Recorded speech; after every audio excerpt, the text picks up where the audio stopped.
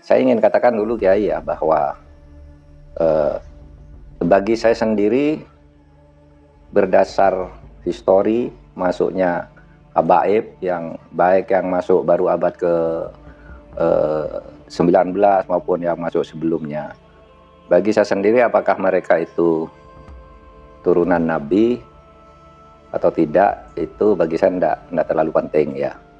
Ba'lawi kalau bagi saya bukan gitu ya, bukan turunan Nabi karena dari filologi jelas ya, kemudian dari historik jelas, kemudian juga DNA yang terakhir itu, yang tanggal 16 itu diculik nggak ketemu Habib. Diculik oleh pemuda itu, nggak ketemu Habib siapa, diculik dibawa ke Rengas Dengklok. Pokoknya merdeka sekarang, kata Bung Karno ntar dulu, gitu. Akhirnya sesudah itu malamnya rapat di rumah Laksamana Maeda. Laksamana Maeda itu adalah Dandim lah, Dandim kota Batavia, tapi angkatan laut kan, karena di Batavia, Dandim Batavia kalau itu. Laksamana Maeda itu yang minta Bung Karno, Bung, kalau Anda mau rapat untuk merumuskan proklamasi besok pagi, di rumah saya aja, aman, saya yang jaga, bukan Habib. Nggak ada Habib, cerita Habib ini nggak pernah ada di dalam sejarah kecuali dulu menjadi Usman Yahya itu menjadi muftinya Belanda, yang mengharamkan kita melawan Belanda. Justru itu Habib yang jelas itu tertulis dalam sejarah. Iya, itu yang saya rasakan, saya merasa terpukul tuh marwah kebangsaan saya itu, marwah bahwa nenek saya dilecehkan, dianggap pemimpin-pemimpin saya, guru-guru saya, kiai-kiai saya dianggap kepalanya tuh di bawah Habib gila sekalipun katanya kan. Habib gila pun, kalau turun Nabi gila sekalipun enggak apa-apa itu masuk surga kan gitu.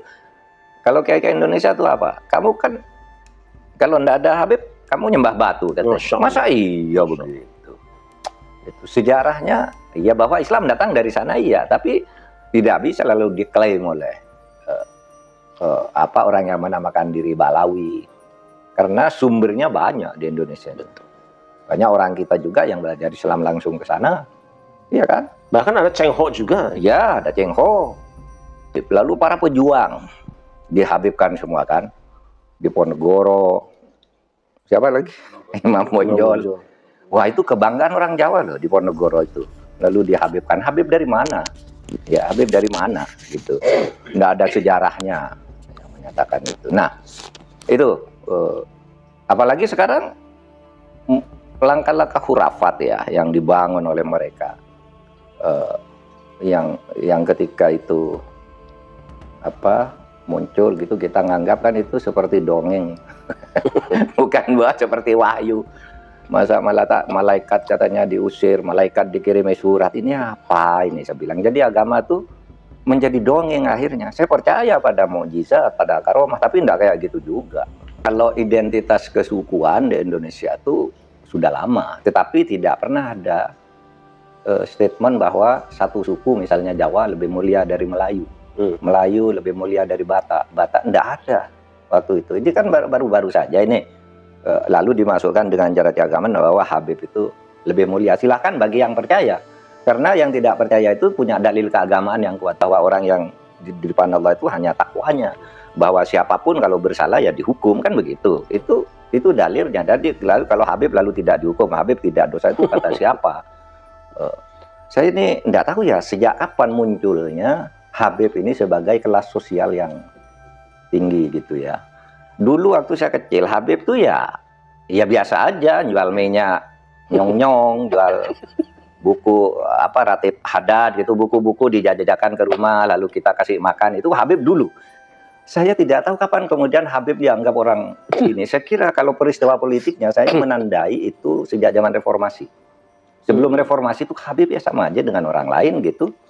Kok tiba-tiba sesudah reformasi muncul satu kelas tertentu, yang kemudian melunjak-lunjak. Tapi mari kita bersatulah sebagai bangsa, jangan membuat kasta-kasta di dalam keberagaman. Yang satu lebih mulia, yang satu berhak masuk surga, yang satu masuk neraka, itu tidak boleh begitu.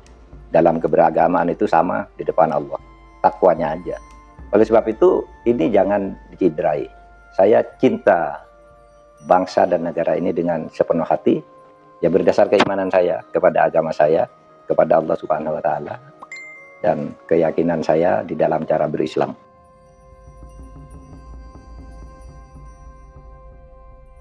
Alhamdulillah pada malam hari ini saya dapat silaturahim di kediaman siapa lagi kalau bukan pakar hukum Indonesia, Profesor Dr. Mahfud MD. Alhamdulillah dalam keletihan beliau masih berkenan menerima kunjungan kami bersama teman-teman. Mudah-mudahan kita doakan ya beliau senantiasa sehat walafiat dan terus bisa memberikan bimbingan dan tuntunan kepada anak-anak bangsa. Baik, kita sapa saja. Assalamualaikum, Prof. Waalaikumsalam, Kiai. Sehat, Gih? Alhamdulillah, Bang Istinepun. Kita ingin bincang-bincang Prof tentang yang sedang ramai hari ini karena kebetulan kemarin begitu muncul ada surat cinta dari seorang Profesor Dr. Mahfud MD. Ini jagat Indonesia work Fatazat Indonesia. Jadi mungkin kita akan bincang-bincang tidak terlalu banyak lah karena beliau juga harus istirahat. Tapi intinya akan begini saja. Apa sih sebetulnya yang melatar belakangi Profesor berkirim surat cinta via Raden Haji Omah Irama yang dibawa oleh Gus Islah Barawi itu?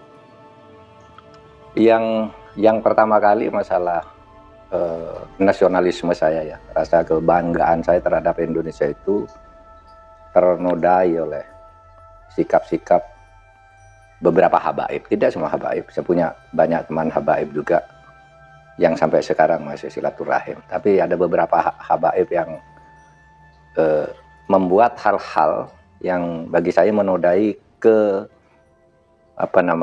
kemuliaan leluhur saya juga. Saya harus anggap leluhur saya bangsa Indonesia itu mulia, tidak kalah mulianya dengan habaib.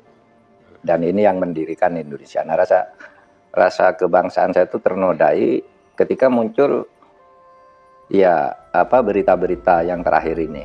Saya ingin katakan dulu Kiai ya bahwa bagi saya sendiri berdasar histori masuknya habaib yang baik yang masuk baru abad ke 19 maupun yang masuk sebelumnya. Bagi saya sendiri apakah mereka itu turunan Nabi atau tidak itu bagi saya tidak terlalu penting ya.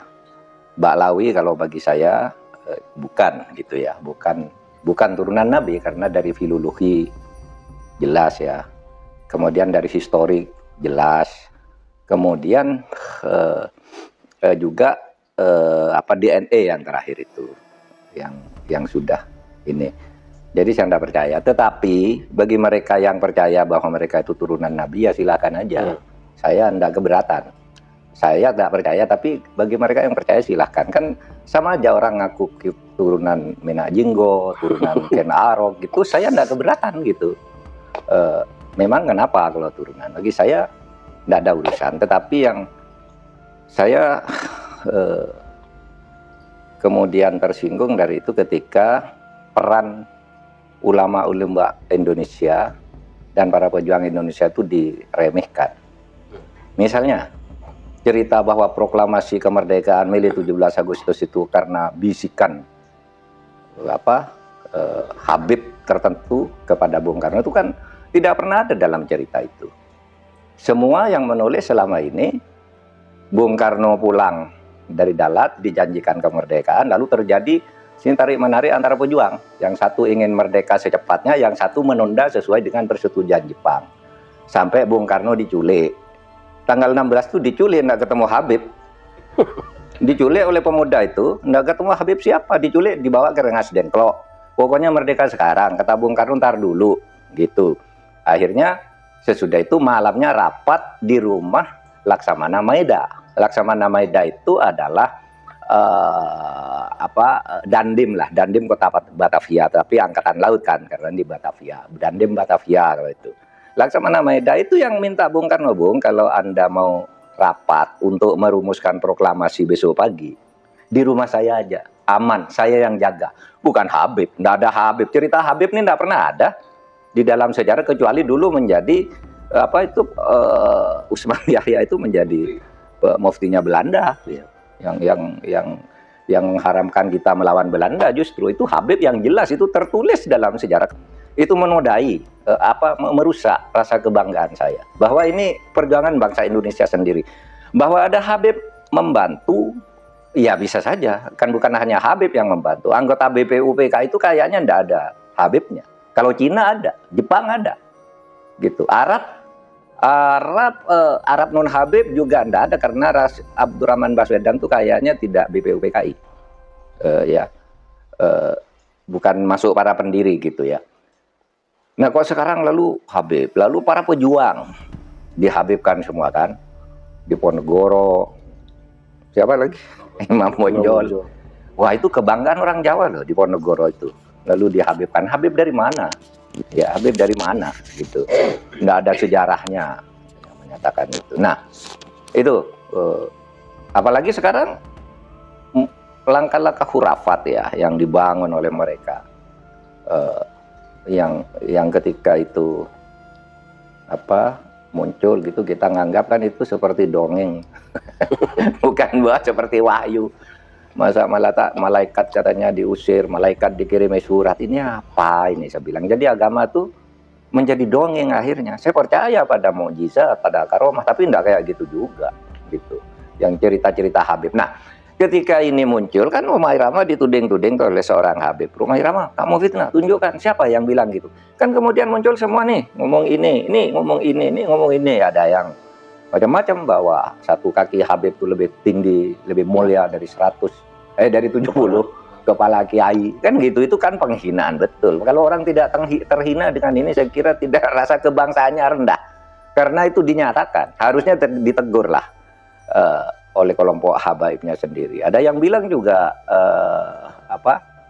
Habib itu meskipun mabuk, berzina, itu jangan dimarahi. Karena kalau Habib itu pasti masuk surga. Aduh, dari mana? Nah kalau gitu, dan ini tidak ada yang menjawab bahwa ini tidak benar gitu. Tidak ada Habib yang menjawab gitu. Bahwa ini loh yang dikatakan. Kan tidak ada tuh yang menjawab. Hanya berkekeh aja bahwa Habib itu berperan di Indonesia, Habib itu wali, Habib macam-macam gitu. Nah oleh sebab itu, bagi saya ya silahkan, Anda keturunan Ba'lawi gitu kan, ya silahkan. Saya keturunan Mahmudin gitu, ya kan sama aja. Anda keturunan Minajinggo, tidak apa-apa, Minajinggo juga. Bagi saya sama aja Minajinggo atau Ba'lawi gitu, Kenarok gitu. Artinya mereka ini mempunyai kedudukan yang sama di depan hukum dan pemerintahan. Nah yang khurafat-khurafat itu menurut saya harus diakhiri sekarang. Karena menimbulkan fitnah kan. Fitnahnya apa? Misalnya itu mendirikan kuburan-kuburan itu karena si Habib itu yang dirikan kuburan-kuburan itu sebelumnya pernah berfatwa bahwa Habib itu meskipun sudah mati mendatangkan uang. Kan gitu kan. Itu kan fatwanya waktu itu agar orang menyembah. Lah, kok ujung-ujungnya lalu membuat kuburan agar orang bersedekah di situ? Kan tidak benar. Orang bersedekah agar ini dianggap Habib keramat. Ada di daerah Jawa Timur itu ada kuburan korban PKI tahun 65. Dulu disebut Sayyid Y gitu, kalau Jawa Timur kan Y gitu. Nggak ada yang peduli. Lalu tiba-tiba beberapa tahun terakhir ini itu dibangun di sini, dibangun Habib ini, orang berbondong-bondong. Kenapa ini siapa? Nggak jelas kan. Nah yang begitu itu membodohi bangsa Indonesia. Tapi saya hormat aja pada Habib-Habib seperti saya menghormati orang lain gitu. Karena kedudukannya bagi saya di depan hukum dan pemerintahan sama aja. Gitu. Oke. Ya, jelas ya. Jadi beliau punya dua kesimpulan. Yang pertama, semua manusia sama. Ya. Mau Bani Minajinggo, mau Bani Ken Arok, Ken Dedes, apa yang lainnya lah, atau Bani Toshiba misalnya, itu sama saja. Yang kedua bahwa beliau tidak terima kalau leluhurnya itu dihinakan, menganggap bahwa leluhur bangsa Indonesia ini tidak berjuang. Ya. Seakan-akan kuburan-kuburan para pejuang pahlawan itu nggak ada nilainya. Justru orang yang selama ini dianggap sebagai pro kepada penjajah kok malah dipahlawankan. Mungkin itu Prof. Indonesia itu berjuang sendiri. Satu-satunya bangsa yang mengusir penjajahnya adalah orang Indonesia dan bangsa Indonesia sendiri. Bahwa ada orang lain yang membantu bukan hanya Baba Alawi, Baba Alun juga. Baba Alun, iya kan? Iya. Baba Jack Ma. Belanda dulu yang mendirikan partai politik pertama di Indonesia itu dulu Belanda, namanya Eduard Weizsäcker. Multatuli. Iya, itu kan membantu Indonesia, gitu. Bukan hanya Habib. Jadi Jepang lebih banyak membantu daripada Habib. Malah kalau Jepang tuh memfasilitasi kemerdekaan itu sejak awal masuk. Minta agar lawan tuh Belanda karena kita bangsa Asia, bangsa yang sama dengan mereka. Kan itu Jepang. Sampai kita bangkit semua rakyat itu. Rasanya enggak ada tuh Habib-Habib waktu itu. Saya enggak tahu ya Habib siapa ya yang ikut-ikut begitu itu. Berjuang kemerdekaan Indonesia itu. Yang namanya terkenal ya. Kalau Pak Baswedan itu Arab Indonesia, tetapi dia menurut sumber itu bukan Habib. Baswedan tuh bukan Habib, bukan Baklawi maksud saya. Itu yang yang saya ketahui. Tapi mari kita bersatulah sebagai bangsa, jangan membuat kasta-kasta di dalam keberagaman. Yang satu lebih mulia, yang satu berhak masuk surga, yang satu masuk neraka, itu tidak boleh begitu. Dalam keberagaman itu sama di depan Allah, takwanya aja.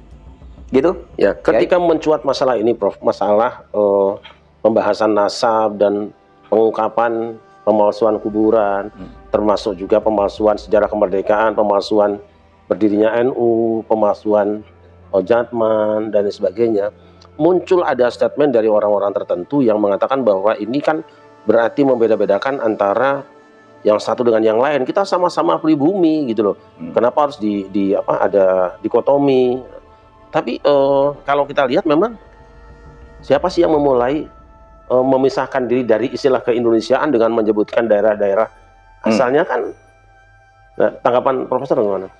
Enggak, kalau identitas kesukuan di Indonesia itu sudah lama, tetapi tidak pernah ada statement bahwa satu suku misalnya Jawa lebih mulia dari Melayu, Melayu lebih mulia dari Batak, enggak ada waktu itu. Ini kan baru-baru saja ini lalu dimasukkan dengan cara keagamaan bahwa Habib itu lebih mulia. Silahkan bagi yang percaya, karena yang tidak percaya itu punya dalil keagamaan yang kuat juga bahwa orang yang di depan Allah itu hanya takwanya, bahwa siapapun kalau bersalah ya dihukum, kan begitu. Itu dalilnya. Jadi lalu kalau Habib lalu tidak dihukum, Habib tidak dosa, itu kata siapa?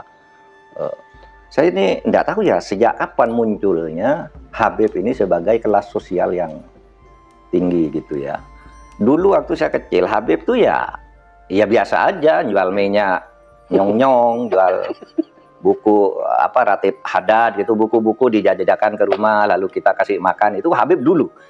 Saya tidak tahu kapan kemudian Habib dianggap orang ini. Saya kira kalau peristiwa politiknya saya menandai itu sejak zaman reformasi. Sebelum reformasi itu Habib ya sama aja dengan orang lain gitu. Kok tiba-tiba sesudah reformasi muncul satu kelas tertentu yang kemudian melunjak-lunjak terus.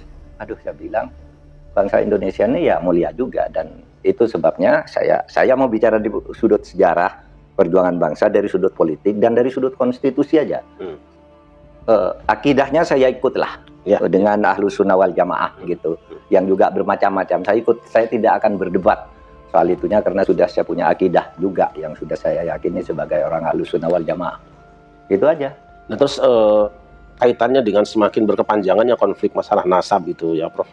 Mungkin punya pandangan lembaga mana atau institusi mana yang punya dalam tanda petik kewajiban ya, baik secara moral maupun secara konstitusi untuk mungkin menuntaskan masalah ini supaya cepat tuntas, karena bagaimanapun juga sekarang sudah menjadi isu yang bahkan menginternasional dan menimbulkan konflik horizontal di antara warga kita.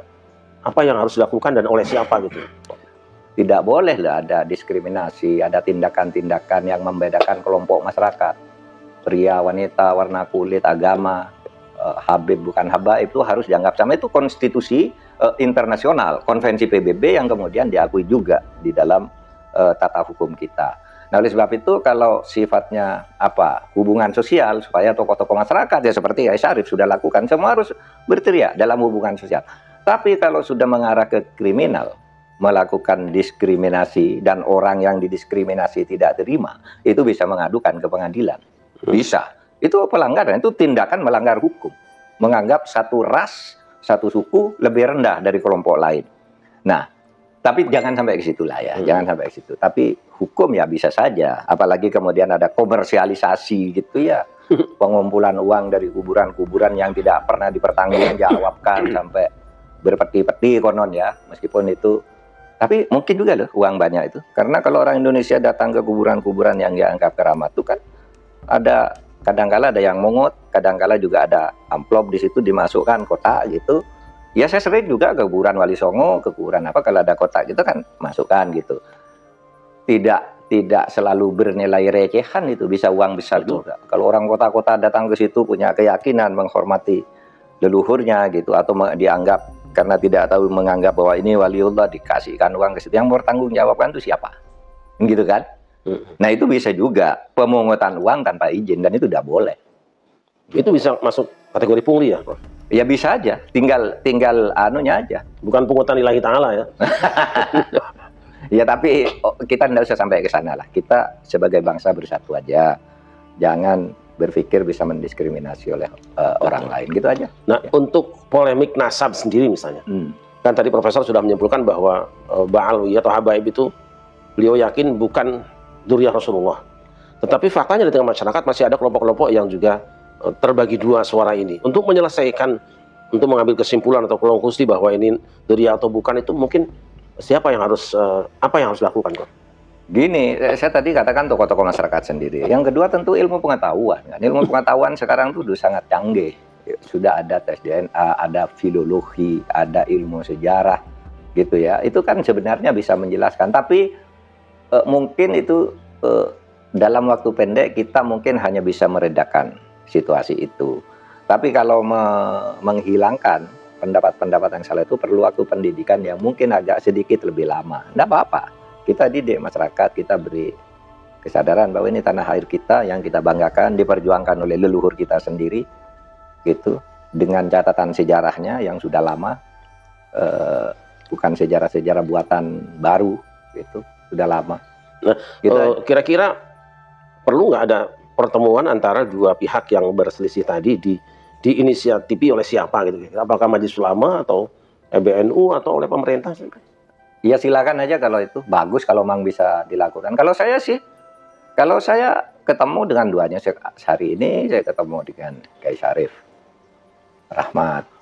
Kemarin saya ketemu dengan para habaib yang paham dengan apa yang saya katakan, bahwa saya tidak percaya soal itu, tetapi kalau Anda percaya saya hormati, gitu aja. Dan ketemu makan dan mau berdiskusi. Sudah dijadwalkan akan diskusi, oke diskusi. Nah itu tadi ketemu makan, kami juga sudah ngalami barusan tuh.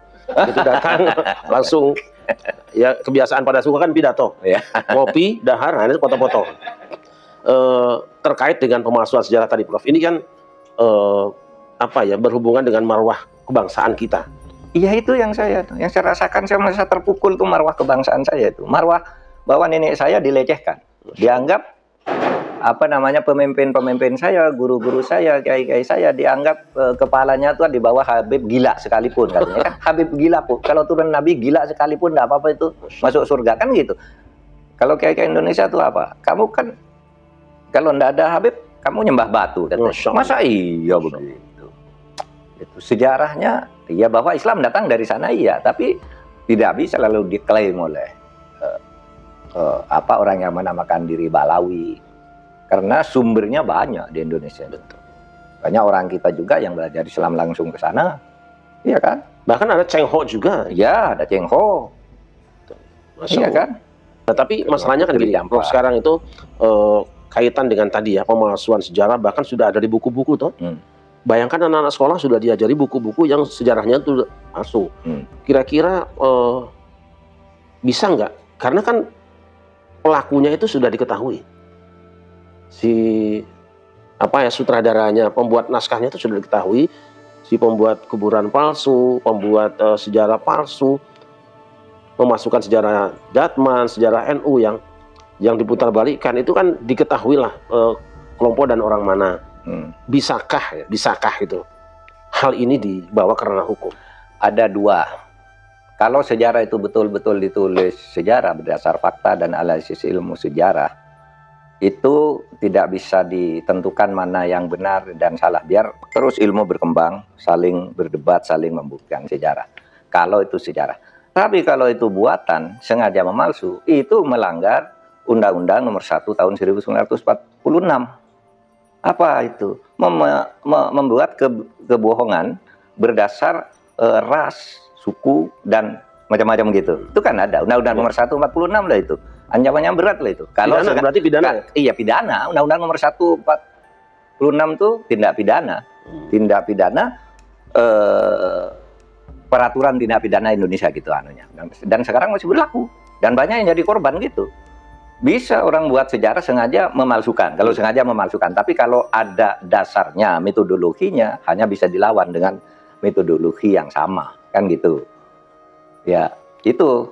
Makanya kemarin waktu saya Menko Polhukam itu kan ada yang minta agar pemerintah menulis ulang sejarah Indonesia. Persis, saya setuju betul. Saya bilang, tulis ulang sejarah Indonesia, yang nulis siapa? Nanti ganti pemerintah disalahkan. Versi lagi. Disalahkan lagi kan? Orde Baru sudah nulis sejarah, katanya salah. Diperbaiki, bilang lagi itu salah. Lah sudah, kembalikan ke ilmu saja. Nanti kan masyarakat akan dewasa makin lama itu. Nah itu kan dalam kasus-kasus yang mungkin mukhtalafih ya. Iya. Kalau yang mujma' alaih misalnya atau mutafaqun alaih ya, seperti proses kemerdekaan. Kemudian ada cerita baru. Ini kan jelas bukan mukhtalafih, bukan sesuatu yang diperselisihkan. Atau katakanlah bahwa ini sudah pasti NU berdirinya seperti ini, Jatman berdirinya seperti ini, saksinya, lalu ada orang yang membuat cerita tersendiri yang sama sekali tidak punya landasan historis. Nah itu kan berarti pelanggaran ya. Apakah ada jalan untuk itu pelanggaran kaidah keilmuan kan, ilmu sejarah namanya. Bisa dibawa ke ranah hukum ya? Ini kan negara ya? Kalau mereka mengatakan sejarah lalu tidak ada tindak pidananya, tetapi kalau sengaja memalsukan sejarah itu namanya berita bohong. Tidak boleh. Ada pasalnya? Ada pasalnya, banyak kalau itu pasalnya. Tapi mungkin kita tidak perlu ke sana lah. Mari kita hormatilah habaib ini seperti kita menghormati nenek-nenek kita juga. Bagi saya sama aja, orang Jawa atau orang Balawi atau Baba Alun, Baba Jekma, Baba siapa gitu, sama aja lah. Enggak ada urusan dengan itu. Itu perintah Tuhan kan begitu. Sabda Nabi juga begitu. Al-Quran juga katakan sama aja. Setiap orang dalilnya lebih banyak justru yang bicara dengan yang aneh-aneh itu. Itu selesai ya. Baik pemirsa sekalian, sampai subuh insya Allah kita kuat bicara dengan beliau. Karena yang keluar selalu baru dan enak juga disampaikan dengan irama merdu gitu loh ya. Jadi memang karena kalau ahlinya masakan apapun jadi enak. Daging kalau serahkan bukan ahli masak tidak akan enak. Tapi kalau hukum yang bicara ahlinya, kita kuat berapa jam pun. Tapi insya Allah yang beliau sampaikan malam ini itu sudah galihnya, kalau Jawa galihnya ya sudah intannya yang mahal. Jadi saya akan minta beliau untuk memberikan closing statement sebagai penutup perbincangan kita malam hari ini. Monggo. Saya menyatakan bahwa bangsa Indonesia ini atas hasil perjuangan pribumi rakyat Indonesia, bahwa ada orang luar membantu itu iya. Ada Baba Alwi, ada Baba Alun, ada Edward Wedeker, ada Maeda, itu orang Jepang, orang Cina, orang apa juga ikut membantu, orang Arab ikut membantu, tapi yang berjuang kita sendiri. Oleh sebab itu, ini jangan dicederai. Saya cinta bangsa dan negara ini dengan sepenuh hati, ya berdasar keimanan saya kepada agama saya, kepada Allah Subhanahu wa Ta'ala, dan keyakinan saya di dalam cara berislam. Gitu aja. Baik. Bisa jazakumullah khairan jazah Pak Profesor Mahfud MD. Insyaallah manfaat, sangat manfaat ya. Sekali lagi kita doakan beliau sehat dan terus bisa memberikan pendidikan dan pengajaran buat kita anak-anak bangsa semuanya. Mudah-mudahan kita semua anak-anak bangsa sadar siapa kita, dan mari kita syukuri nikmat Allah dengan sebaik-baiknya dengan tidak merasa lebih hebat dari yang lain. Kita sering mengatakan siapapun boleh ada di sini, tetapi jangan melukai hati Bunda Pertiwi, sebab itu akan mengusik perasaan kami semua. Terima kasih. Hasbunallah. Assalamualaikum warahmatullahi wabarakatuh. Waalaikumsalam warahmatullahi wabarakatuh.